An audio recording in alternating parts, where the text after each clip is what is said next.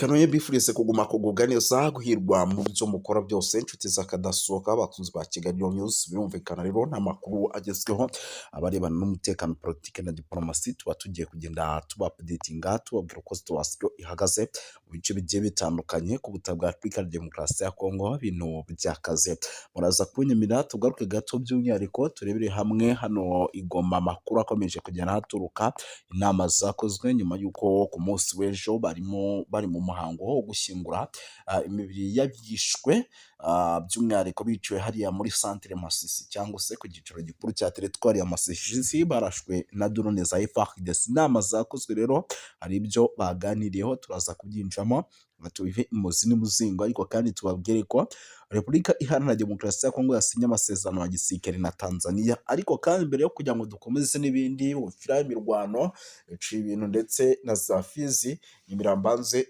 mikazi ndetse n'anasoza abantu badukurikira bari mu bice bigiye bitandukanye kuko n'abantu bagaciro gakomeye cyane badukurikira rero bari mu gihugu cy'u Rwanda mu gihugu cy'u Burundi bari Kenya bari Tanzania bari Malawi bari South Africa bari Zimbabwe Zambia ndetse n'andi hantu hagiye hatandukanye tubaye ikaze tubikuye ku mutima. Ni benshi badukurikiye rero bari no mu bice bigiye bitandukanye bose tubaye ikaze tubikuye ku mutima. Nyamuneka turaza kugaruka kuri byinshi cyane bigiye bitandukanye ubwo ku mugabane w'Uburayi tubaye ikaze Leta Zunze Ubumwe za Amerika Ububiligi n'Ubufaransa ndetse na Canada tubahaye ikaze. Turasa by'umwihariko rero mu bose kugenda tubaha ikaze mu buryo bukomeye cyane ariko munyemerere sindi butinde nyamuneka mpite ntinjira muri ano makuru ubone mu buryo navuga ko burambuye. Turaza by'umwihariko gukomereza rero aya makuru yacu mu bice bigiye bitandukanye byano muri teritwari by'umwihariko ya Masisi ariko kandi tuze kurebera hamwe iby'amasuku akomeye cyane yakozwe n'igisirikare cya M23 turaza kubikomozaho turaza kurebera hamwe nyamuneka iby'amakuru akomeye cyane yagiye aturuka mu bice byano muri teritwari ya Walikale amakuru ariko kugenda aturuka turaza kuyinjiramo turebe uko bimeze. Turaza gusimbukira mu bice bigiye bitandukanye tugere tuba updating gatanu kuri gatanu tubabwira uko byifashe mu nyemerere mbabwire yuko nyamuneka Baraka mu mujyi ubwo bari bwishe kuko uyu mujyi isaha ku isaha ngo ushobora kuza kuba wakwatakwa turaza kubikomozaho tubive n'umuzingo. Turaza kugaruka mu bice bigiye bitandukanye tugende tuba updatinga tubahe report ya Lesase na Magindohi muraza kunyemera dusimbukire no mu bice byariya muri teritwari by'umwihariko Walikale ahitwa Hembe ndetse na Zakibati turebere hamwe ese bimeze biti byifashe bike ariko nanone kandi ku rundi ruhande agikaze bagivuzeho nyemera duhite tugaruka hano gatoya tubanze turebere hamwe ese iyi nkuru ho bayivuzeho iki ni ibitangazamakuru bigiye bitandukanye biba byagarutse by'umwihariko kuri izi nkuru. Uyu muhango rero witabiriwe n'abayobozi b'inzego za politike mu bice bigenzurwa n'ihuriro za AFC M23 barimo Colonel Nanga guverineri w'intara ya Kivu y'Amajyaruguru n'abamwungirije ndetse n'abayobozi mu nzego za gisirikare za AFC M23 n'umuvugizi wayo. Mu ijambo rero umuvugizi wa AFC M23 mu bya politike Lawrence Kanyuka yavuze ko uyu munsi wari uwo guha icyubahiro ndetse no kunamira inzirakarengane zahitanwe n'ibitero y'isi byakozwe mu buryo bwa kinyamaswa kandi ubuhumyi. Yagize ati uyu munsi ni wo guha agaciro no kunamira inzirakarengane z'abasivili zahitanwe n'ubwicanyi bw'ibitero byateguwe bikanashyirwa mu bikorwa n'umuhuzamugambi w'ubutegetsi bwa Kinshasa bwo kwa Tshisekedi. Yakomeje avuga yuko kandi AFC M23 yifatanyije n'imiryango y'ababuze ababo mu kababaro kenshi anasaba ko ububabare bwabo ngo butagomba guheranwa n'amarira gusa ahubwo bakabarebera isi yose ikabirebera ahubwo bikwiye guha isomo imiryango mpuzamahanga ndetse imiryango mpuzamahanga igahagurukira ihohoterwa nubwo mu by'ukuri nta kintu na kimwe baba bari kubivugaho. Kanyuka kandi yagaragaje ko ibikorwa nk'ibi bifatwa nk'ibyaha bikomeye byibasira inyoko muntu ashimangira ko bitazigera byibagirana. Yavuze ko yuko AFC M23 izakomeza guhaguruka ku kurwanya ihohoterwa iryo ari ryo ryose rigamije guhohotera abaturage b'inzirakarengane. Ati AFC M23 irashimangira ko izakomeza kurangwa n'ubwitange budatezuka mu kurinda abaturage ndetse no kubungabunga uburenganzira bwabo bw'ibanze burimo uburenganzira bwo kubaho. Umutekano rero ni agaciro k'ikiremwamuntu. Ihuriro rya Alliance Fleuve Congo ryibukije kandi umuryango mpuzamahanga ku ruhande babogamiyeho ruzwi rugizwe n'igisirikare cya Repubulika ya Demokarasi ya Congo FARDC n'abafatanyabikorwa barimo igisirikare cy'u Burundi ndetse n'imitwe yitwaje intwaro FD na Wazalendo bakomeje kurenga ku gahenge kari kemejwe kagamijwe guhagarika imirwano, bityo abasivili ubuzima bwabo bukaba bukomeje kugenda bujya mu kaga. Mu muhango rero wo gushyingura wabaye ishusho ikomeye cyane y'akamaro k'abaturage ba Masisi, ariko abantu n'ubutumwa bukomeye bwo gusaba ubuzima bw'abasivili guhabwa agaciro ndetse nuko ihohoterwa ribakorerwa ryahagarara burundu. Ibindi byo abaturage barimo baragenda bifuza, ndababona abayobozi ba M23, ndababona rwose mu makote barimo ba Bertrand Bisimwa, ba Corneille Nangaa, ndababona ba Bahati Elasto by'umwihariko guverineri w'intara ya Kivu y'Amajyaruguru, ndababona n'abayobozi benshi cyane by'umwihariko bari bahabaye bakurikirana iki gikorwa. Cyari igikorwa navuga ko cyari cyiza ku ruhande rwa M23 imyidagaduro twirwaneho, ariko nanone kikaba igikorwa tuzi neza yuko rwose kitajya gishimisha icyitwa igisirikare cya Repubulika Iharanira Demokarasi ya Congo FARDC.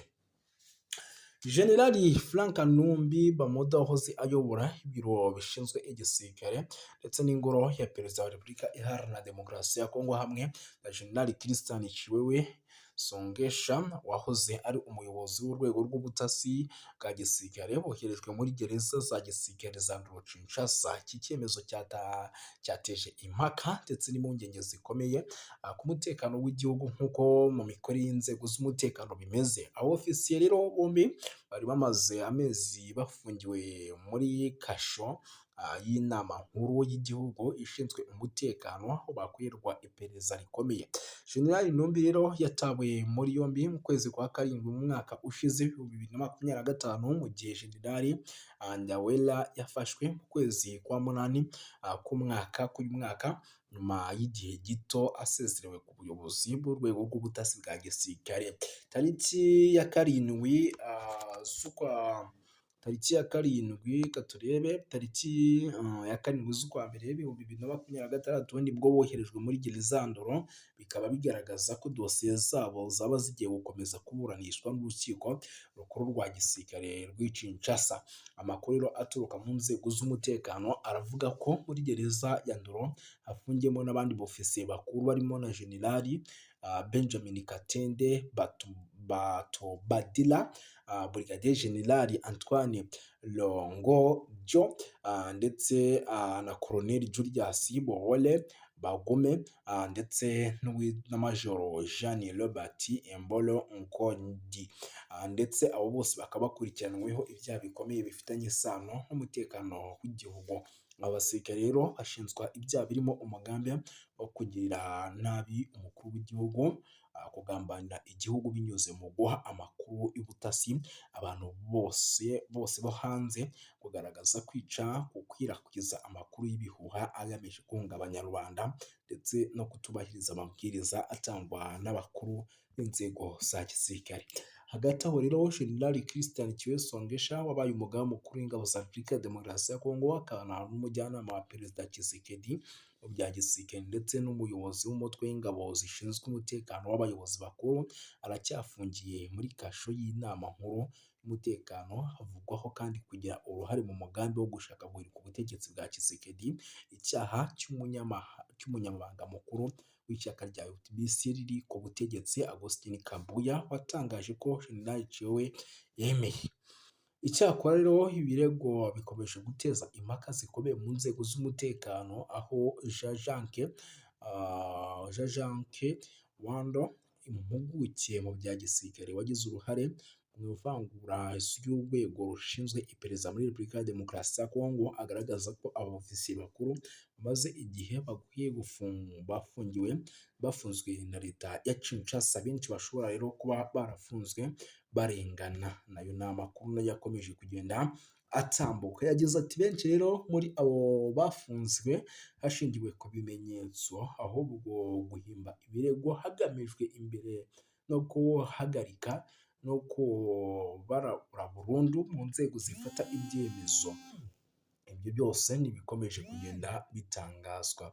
Umwe muri abo rero agaragaza ko bashobora kuba barafungiwe akarengane, harimo nka General Fred Kalume wari ushinzwe kugira uruhare mu mugambi wo kugirira nabi Perezida Tshisekedi, n'uwitwa General Major Frank Ngame Dube ndetse na General Dieudonné Mutupeke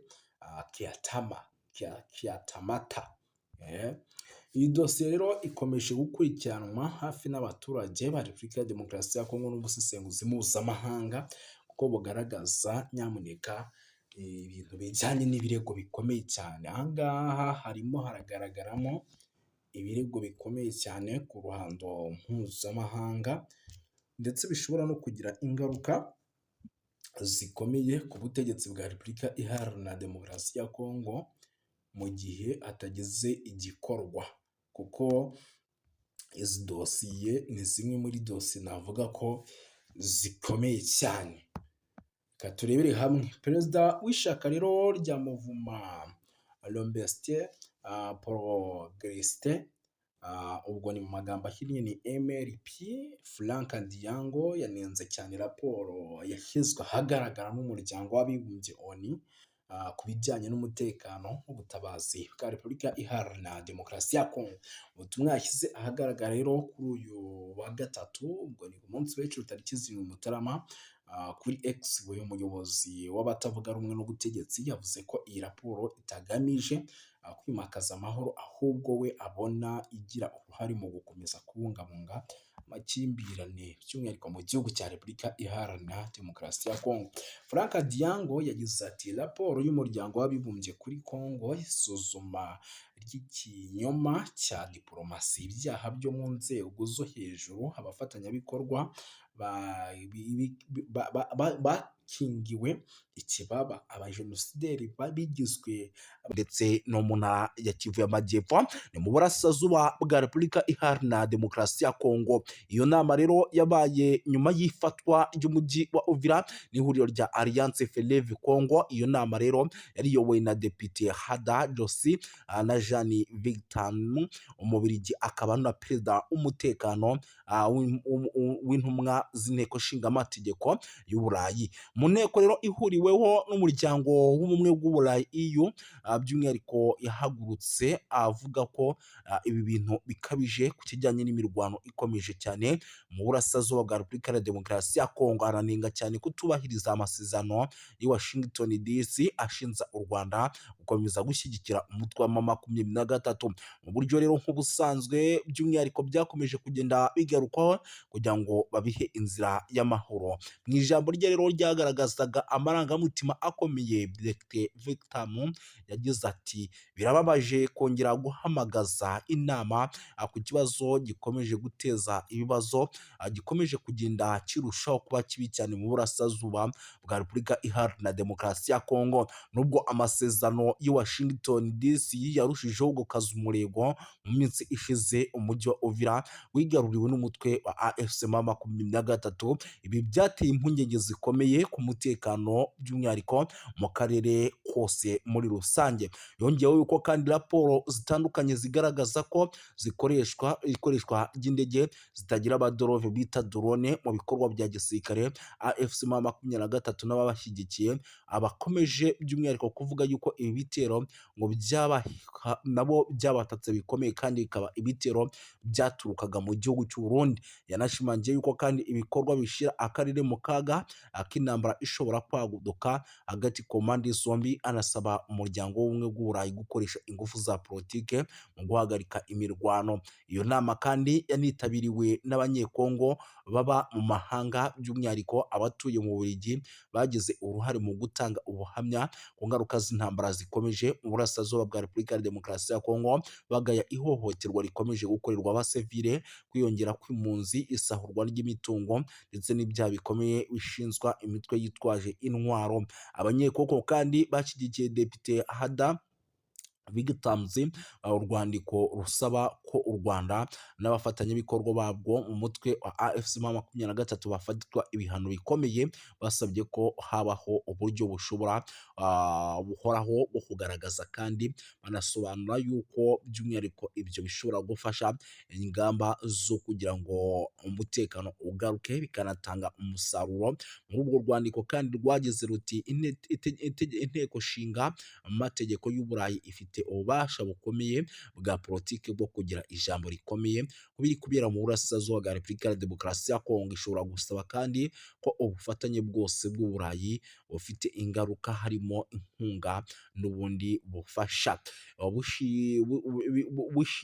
bushingirwa ku ntambwe zifatika kandi zemejwe: guhagarika imirwano no guhagarika inkunga n'imitwe yitwaje intwaro, kohereza ibikorwa by'ubutabazi mu gihe ibyo bitubahirijwe. Icyo kintu gishobora kuba. Banasabye yuko kandi politike z'ubucuruzi n'amasezerano y'ubufatanye bw'ubumwe bw'Uburayi binengwa n'ihame ridakuka rivuga ko politike nimwe ikwiye kugira uruhare mu buryo buziguye cyane n'ubutaziguye mu guteza imbere rero mu gusaba umutungo kamere, cyangwa mu gukomeza ihohoterwa bishingiye ku mahoro arambye mu burasirazuba bwa Repubulika ya Demokarasi ya Kongo, adashoboka hatabayeho guca mu mucyo ndetse no kudahana.